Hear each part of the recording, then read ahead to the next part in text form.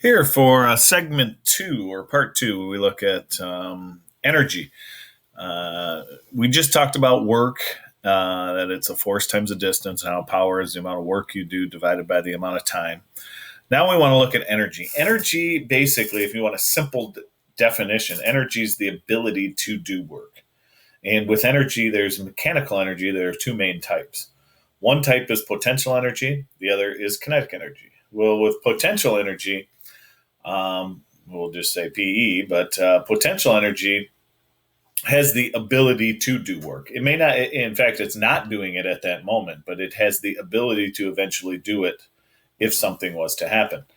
Potential energy is something that has the ability to fall and create energy or be able to do work. If I pull back a bowstring, if I'm out hunting a bow and arrow, as I pull that string back, I now have potential energy that if I let go, it's going to make the arrow do work. So that's potential. The other one's going to be kinetic energy, and with kinetic energy, it's actually doing it. It's moving. So it's any type of, like I said, mechanical means motion. So this type of mechanical energy would be the energy of motion. I mean, it's got to be moving in order for that to happen. So as I said, mechanical energy, both of these energy, since it's the ability to do work, it's going to end up using the same units as work, which was a joule. With potential energy, like we said, the ability to do work, there are a couple of different types. And there's three types we want to look at here that are focused on in the book. One is the elastic potential energy. It's when you stretch or compress something that has the ability then to go back to its original shape. And in doing so, can have a force and make something move a distance, which then would be the ability to do work. So a lot of these rubber bands, springs would be examples of elastic potential energy.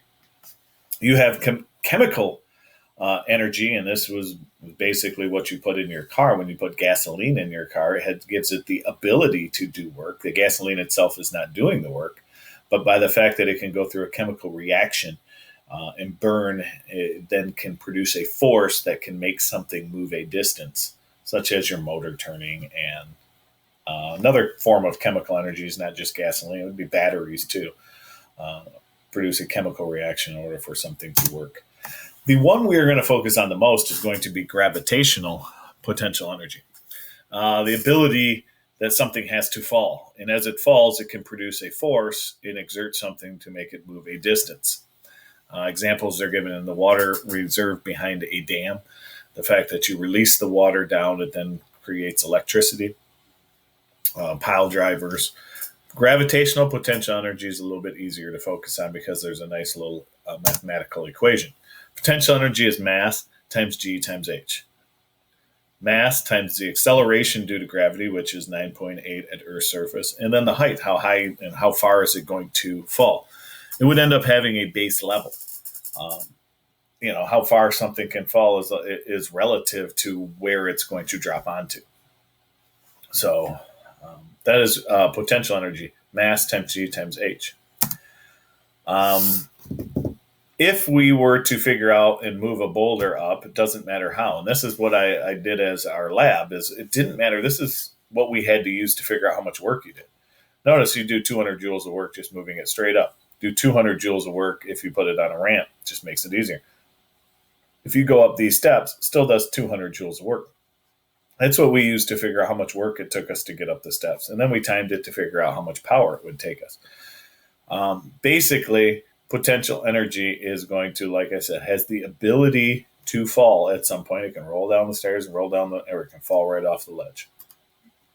Kinetic energy was the other type. That's the energy of motion. It's actually doing the work. It's actually moving. You can only have kinetic energy if you're in motion. And it has another equation with it. It's 1/2 the mass times the speed squared, or velocity squared if we're talking about in the direction that you're moving.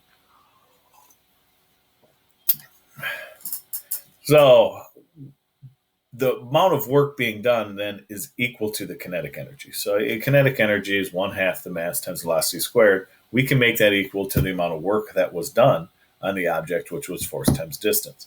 This is starting to bring us into that work energy theorem and how all of it ends up being mixed together.